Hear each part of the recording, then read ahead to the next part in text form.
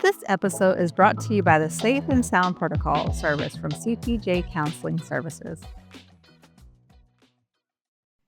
Hello, and welcome to Crossing with CPJ, a space where we sit with real conversations about mental health and take a closer look at what's actually going on behind it all. Today, we're talking about boundaries because they seem simple until you're the one trying to set them. That moment when something doesn't feel right, but you go along with it anyway. And that's what we're getting into today. So, to explore this, I am joined by my fellow clinicians from CPJ. I am Sherelle Davis, resident in counseling with a primary focus in teens and young adults. And now I'm going to pass it over to Carlissa. Hi, everybody. My name is Carlissa. I am a licensed professional counselor, and I specialize in helping young adults and adults work through trauma, anxiety, and depression. Hello, everyone. My name is Marianne Mato. I'm a supervisor in social work.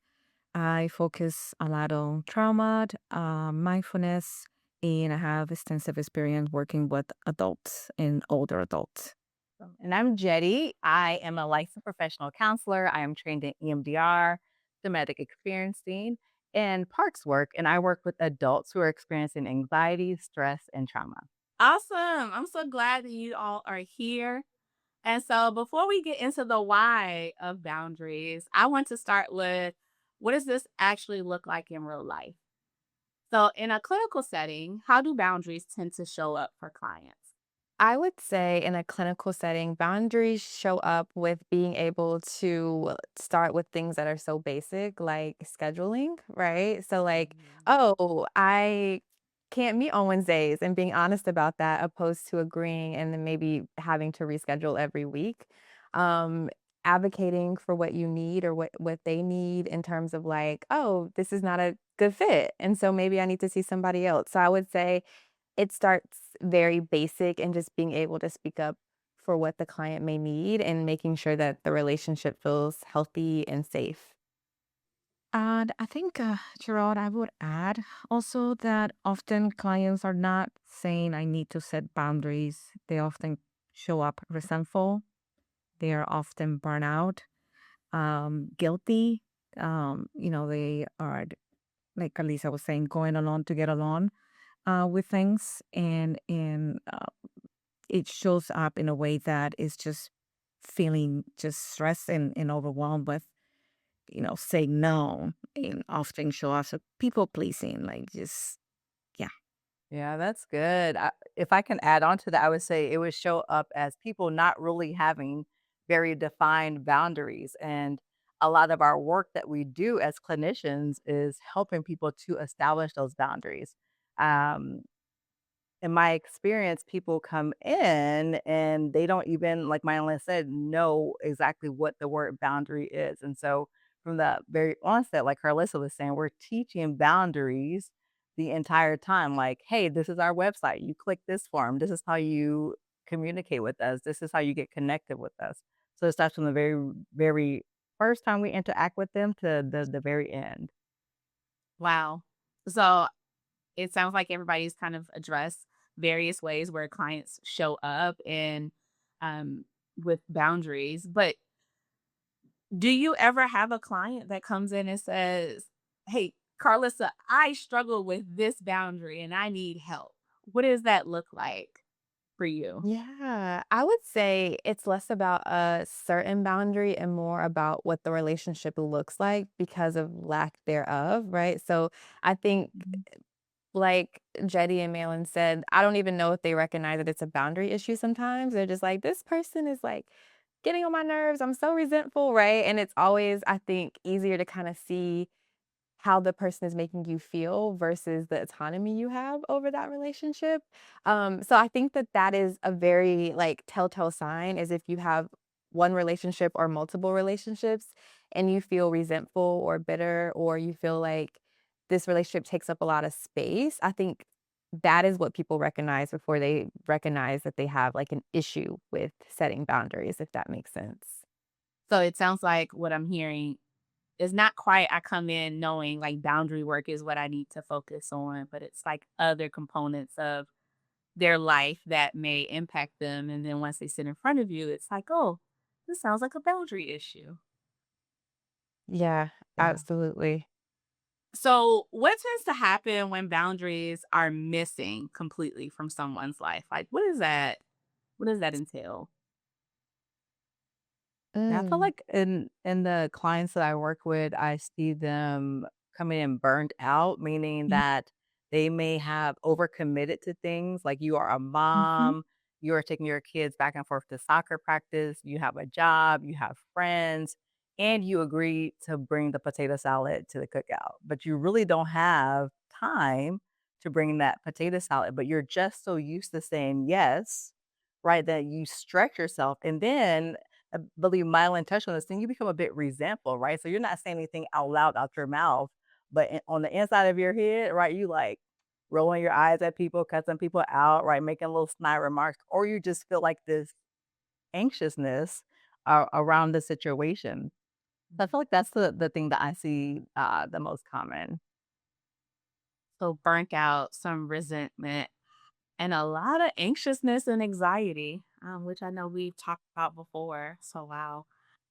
So, when we look at it from that perspective, it makes sense as to why this becomes a big struggle for people. Um, so, let's get into that a little bit more. So, to start off, um, Carlissa, I'm going to tap you to you first.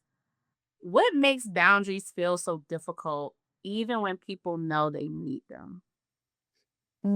that's a good question. I would say it starts with how you have learned what conflict is growing up. So if conflict is always like this big, scary, negative thing, then you learn and you become really good at trying to avoid it. And so I feel like for not everybody, but for a lot of people, having a lack of boundaries is simply just kind of wanting to avoid the conflict that might come with telling somebody no, or the fear of what that person may think about you or what that person may do. Um, and so I think it's just learning that you can navigate conflict in healthy ways, and it does not always have to mean that the relationship is going to dissolve. And just recognizing that even though it's hard, it may be necessary in order for you to show up more authentically in those relationships. I hear hard but necessary. Yeah. Wow. And so, because it's hard but necessary, why does something that is supposed to feel healthy, is supposed like boundaries sound like they're supposed to be super healthy, like healthy.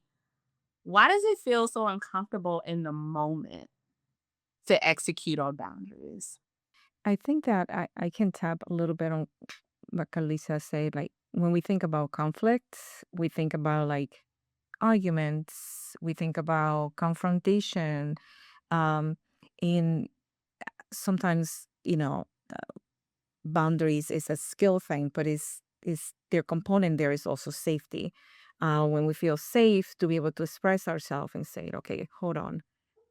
Doesn't have to be a confrontation, doesn't have to be a big argument. It could be a simple no, I can do it today. It could be um, I'm overbooked today. It can be something, but it's a skill, but it has to come from a place of safety and to be able to learn new ways of communicating, new ways to express our needs.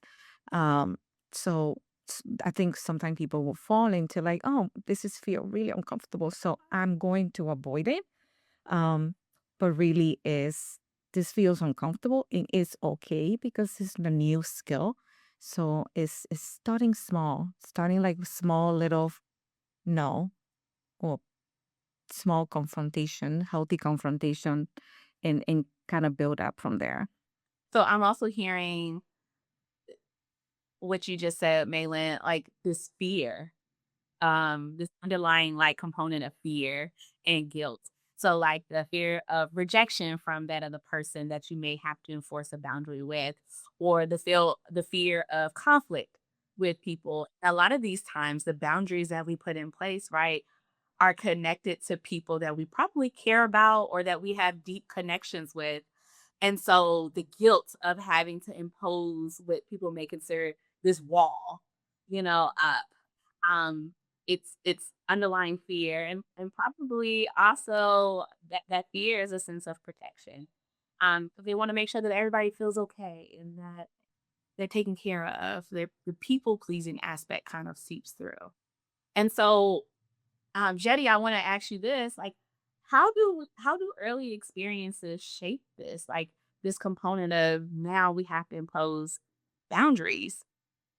Yeah, I'm so glad you asked that question, Cheryl. How we are raised impacts the way in which we set a boundary. For example, we talked about this in supervision a couple of weeks ago. If you grow up in like Latino or immigrant or like African Black households, like, and you're the oldest, it's assumed that you're gonna do everything, take care of everyone, like, you can't go to the bathroom without somebody brushing their teeth, and somebody might be in the shower all while you're just trying to, go number 1.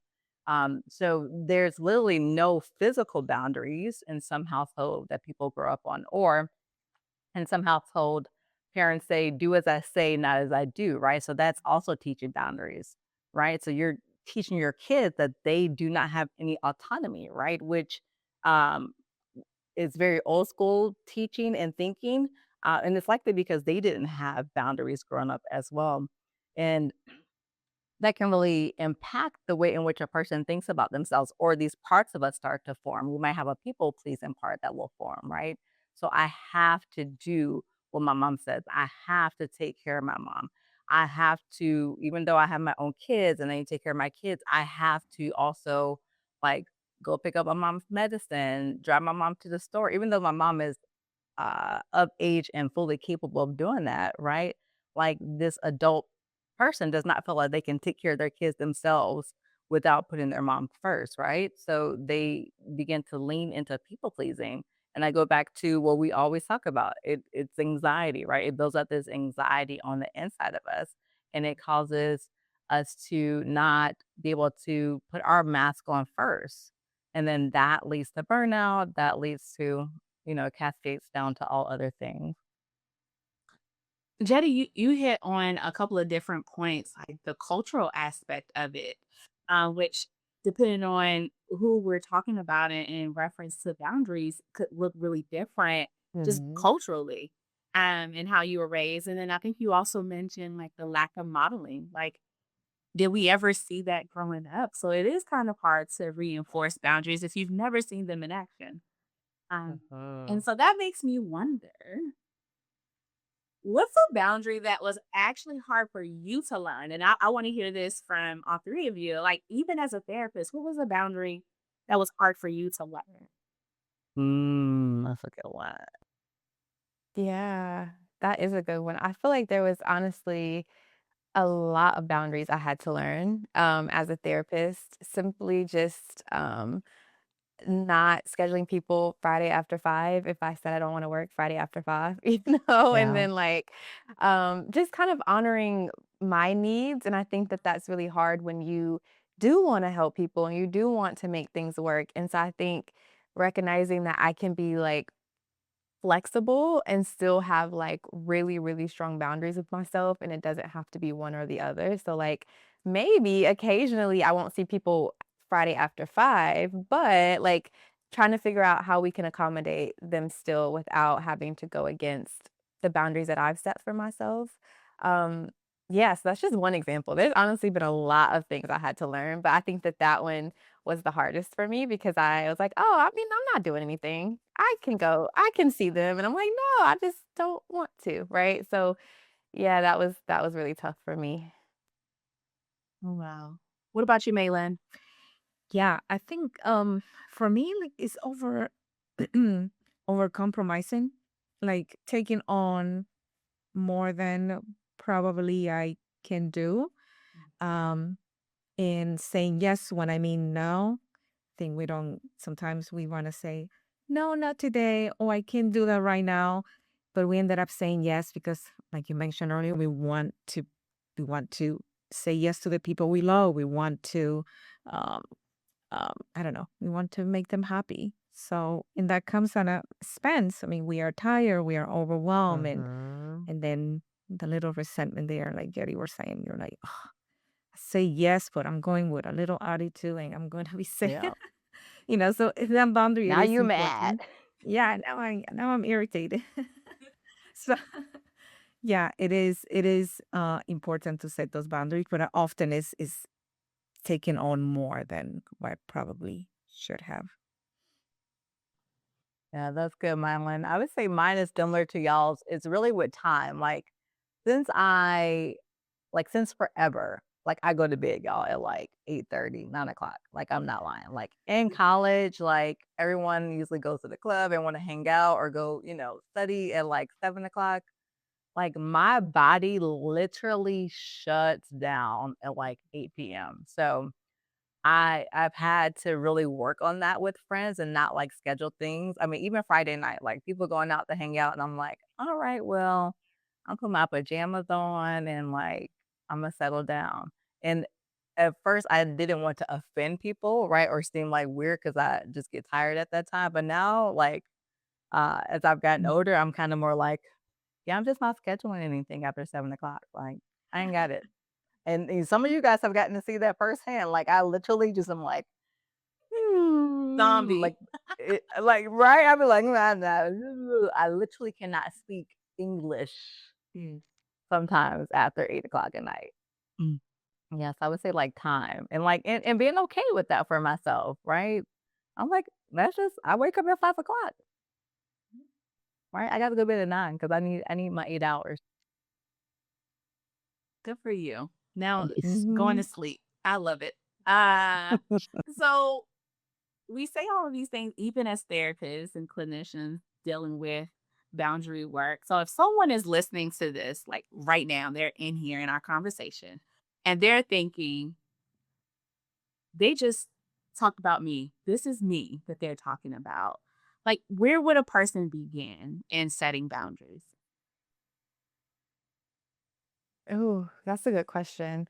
I feel like maybe creating a list of the things that you are resentful of in your relationships, right? So, like, if you feel like, oh, I'm always there, and every time anybody calls me, I answer the phone, and I'm always the one that shows up first, right? Like, kind of writing these things down and then figuring out, okay, well, you don't have to answer every single phone call, or you don't have to go to every single event. So, I would say maybe create a list of things that you are resentful, or even if that feels like maybe too strong of a word, just thinking about how your relationships look and what it is that you do, and then kind of figuring out if that feels good and healthy or if you feel like you're overexerting.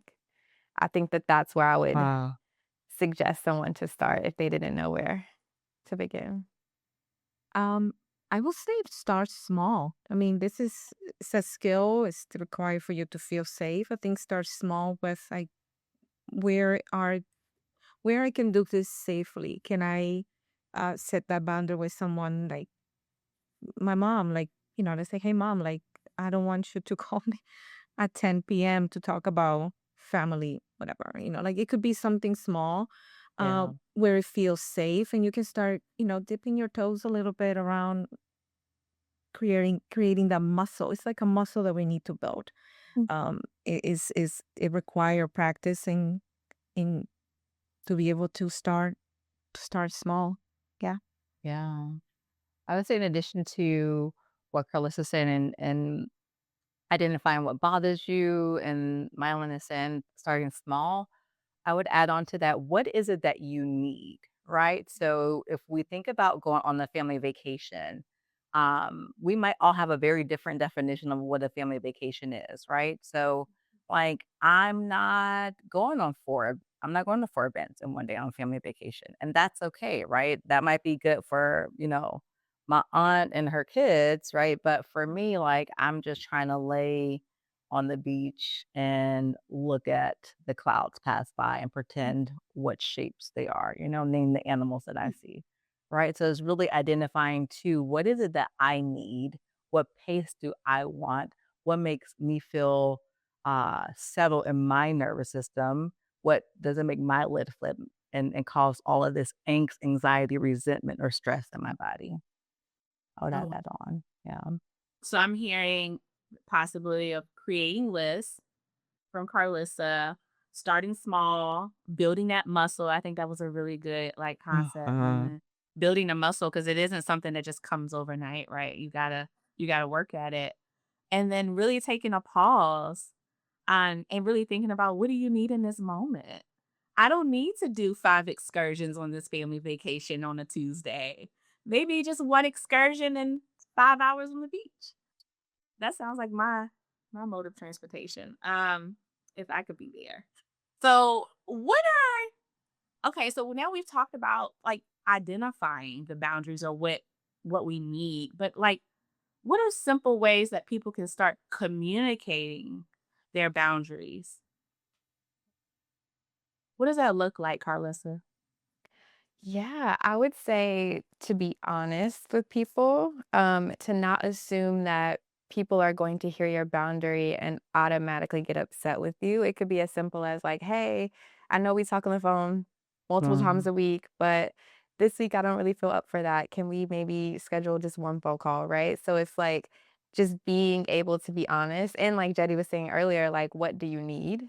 And then like expressing that to them, like, hey, like I already know that when I go on this trip, I can only do one, right? So, like, you know where to find me, send me a text if you need me, but, yeah, I think just not automatically going into the communication with this idea that it will be a huge blowout or be a huge conflict and just be honest about what you need, and starting small, like Mylan said, like, maybe we don't do this huge boundary, maybe we just do this tiny one, and then we practice. Cheryl, when we think about boundary, we often feel like, oh, we have to, it's something about what we have to make the other person do. Like we have to Mm. force them to do this.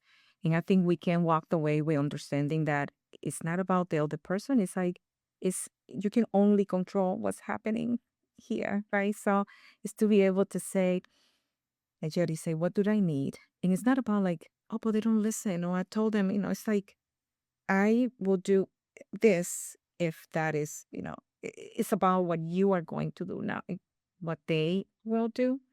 Um, so boundary is not about us, telling the other person you got to do this. Is I am going to do this because this is what I need now. Or this is what I'm going. This is what works for me.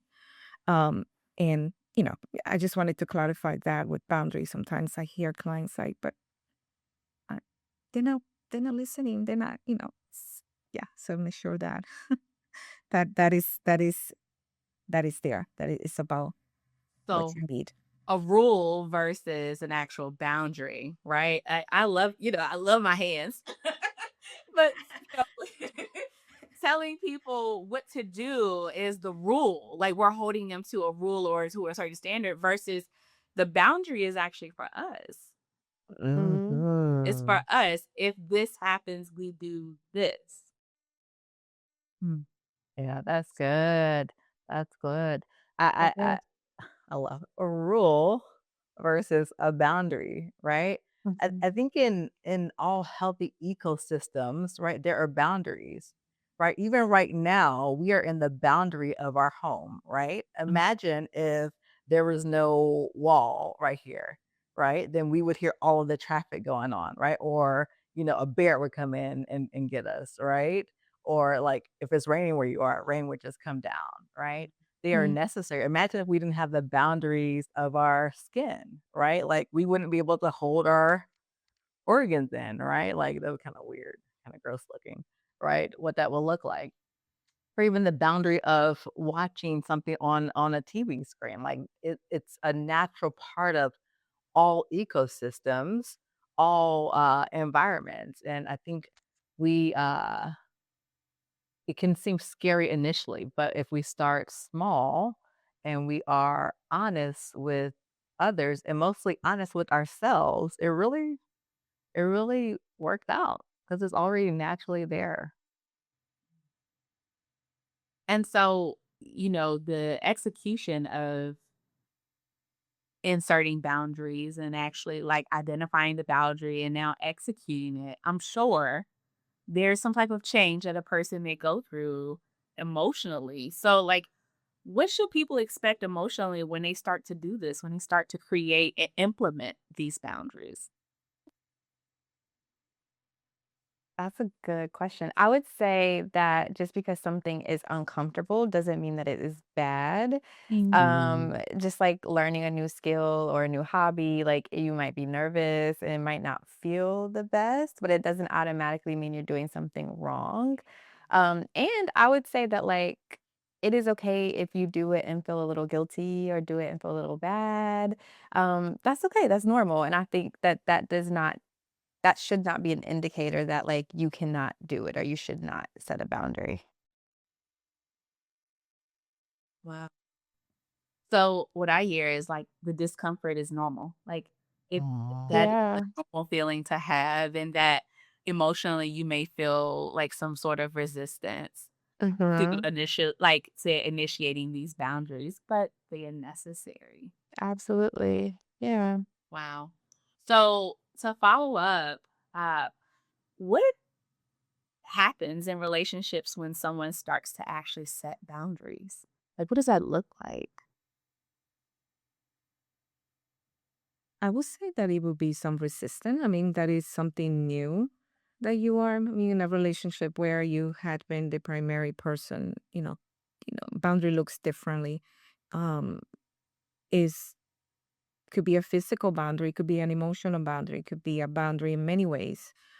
But uh, I would guess resistant, and sometimes that's why sometimes people will default back, like, okay, well, maybe I could just stay the same way and not change. But I think it is like Alisa was saying, that resistance, that healthy conflicts, is necessary to for the relationship to grow, for the relationship to change if it needs to change. Yeah. Oh wow. Jetty, what about you? I Yeah. feel like you probably could touch on this too. Yeah. I feel like you get a little razzle dazzle when you set boundaries with people, right? And if I think about just like us as a collective, we talk about boundaries like almost every week, y'all, like all the time. Like, how do you set boundaries with people? What's coming up in your own nervous system, right? Carlos just said you are going to feel a bit of discomfort, and that's okay, right? We are not always going to feel completely regulated every single day of our lives, and neither is our partner or our person or our children. And so, if we know that we can anticipate a little razzle dazzle or the relationships get a little bit more complicated first, then we can handle it. I think it's Mr. Rogers who says, if it's mentionable, it's manageable. So, if you can talk about it, then you can manage it, right? And it's within yourself knowing that, like, long term, like, we both will have a better outcome as a result of this one decision that we make today and that we choose to make every single day. And boundaries are not rules, right, Sherelle? Hmm. Rules, boundaries, rules. They're a little bit different. So boundaries can be a bit more flexible. So you may say, hey, I'm not going to do this, but you might realize, like, hey, I can be a little bit more flexible in that boundary. I love that. So what I hear is like, as you continue to insert the boundaries and to implement them, you build a bigger capacity to now continue with it. But then it also like raises your clarity, like your clarity around your boundaries increases to where you're like, I Yeah. recognize this now and I can now easily input and insert these boundaries. I think that's great. So if someone is listening and recognizing themselves in this, right? What if it was me? What would you want them to know about getting support surrounding boundaries? I think I love what Jetty quoted, "If it's mentionable, it's manageable," right? So, like, even if you don't know where to start right now, you can find support, you can seek a therapist or, like, Google, watch YouTube videos, right? But, like, it is something that you can wake up and decide to change any day, and so just recognizing that, like, it is possible to restore your own capacity, your relationships, and to feel and live a bit more honestly. Yeah, and I feel like Alisa, I think finding a trusted person that is able to give you feedbacks on what are some of the things that are coming up as you're setting the new skills that you're starting to set boundaries can be helpful to normalize what comes up, because sometimes, like we mentioned here, it will be uncomfortable. If we have someone that can be an outsider, be able to tell us, yeah, that's normal, it's okay, and it, I think can be helpful way to move forward. Yeah. Uh, I was gonna say hit up Chat GPT because most of y'all are doing it. I know. I've seen the statistics. Most of us are using Chat GPT as our therapist, and I'm not hating. But I'm offering an addition to that. It could also be um, linking up with a therapist, talking to a trusted friend, and not the friend that's a little petty or that be doing weird stuff, but the friend that has good discernment, the friend that gives you sound advice, and talking with them about it and writing it out. Like I journal a lot or voice note a lot, right? When things are bothering me. And I like to process internally first before I go to someone else, right? So I would say like develop a system. I know a lot of us have aunties, uncles, friends, cousins, all of those things. So we can use AI plus our natural connections. And if that doesn't feel like that fits, like y'all, therapy like really works. And we're not just saying that because we're clinicians. Like legit see a therapist myself. It is Mhm. super helpful. Super, super helpful. So what Yeah. I heard are that our boundaries, they're learned, specifically if you see a therapist. I'll plug in CPJ. If you're, in one of our work areas. But that because your patterns or the needs for boundaries like might need deeper support than maybe what your network could help you with. It is Mm. also good to have a solid network and not just that friend that wants to do it for the plot, right? We need solid people around us. We all know that friend, Sherelle. Yeah, let's not just do it for the plot, but like people that are going to be in our corner that's going to support us and uplift us and hold us accountable, right? Um, that's what we Yeah. need. I think also something I don't know if this was mentioned or not. Everybody's boundaries doesn't look the same, right? So Yes. like what Jetty may need boundary work on may be different than what I need boundary work on, but Yeah. boundaries are still necessary. So like recognize that that boundary work is individualized. It's not a one size fits all for everyone. And so to kind of wrap up and close out, and I want to ask everybody this to answer this. When you think about boundaries, what is one thing that you want most people to walk away understanding? Ooh, that's one thing I would want somebody to walk away understanding would be that they are not concrete. So you might set a boundary this week and then a couple weeks goes by and you're like, "Ah, okay, I think I feel good," right? It doesn't, and I feel like that's what adds the pressure is because you feel like it's something you have to enforce for the rest of your life and you do not. So boundaries can grow and change and evolve just as you do, and so not being afraid to move them around a little bit, No. bring them up, bring them down, and fix them Mm. for what the season of your life looks like. Mm.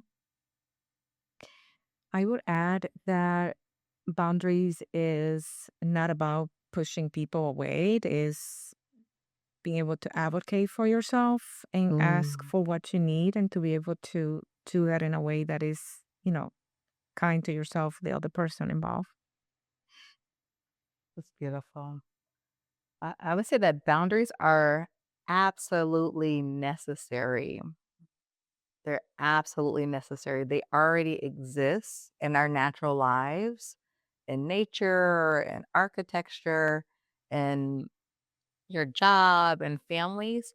And if we can be intentional about what's necessary, then we can have more of the life that we want. All right. Thank you so much to the panel for being a part of this conversation. This is Crossing with CPJ, where we explore the experiences that shape how we think, how we feel, and how we show up in our everyday lives. If today's conversation brought up something for you, whether it's clarity, discomfort, or recognition, that usually means there's something worth exploring there. Boundaries aren't something most people were taught. They're something we learn over time through awareness and practice. And if this is something you've been navigating, you don't have to figure it out all on your own. You can learn more about working with our team at www.cpjcounseling.com. Thanks for joining us. See you in our next episode. Hey guys, before we head out, I wanted to take a quick moment to tell you about a program that we offer at CPJ Counseling. Storonic Crest can keep the body in a constant state of alert, making rest, focus, and emotional balance harder to access. At CPJ Counseling, we offer the Safe and Sound protocol as one way to support the nervous system and getting our body back regulated. SSP is a 5-hour listening based program designed to help the body respond differently to stress over time. For more information about the service, visit us at cpjcounseling.com. And don't forget to follow us on here, on YouTube, Instagram, and our website. All the links are on the screen or in the description below. Stay tuned for our next post and, of course, the next episode. See you soon. Bye.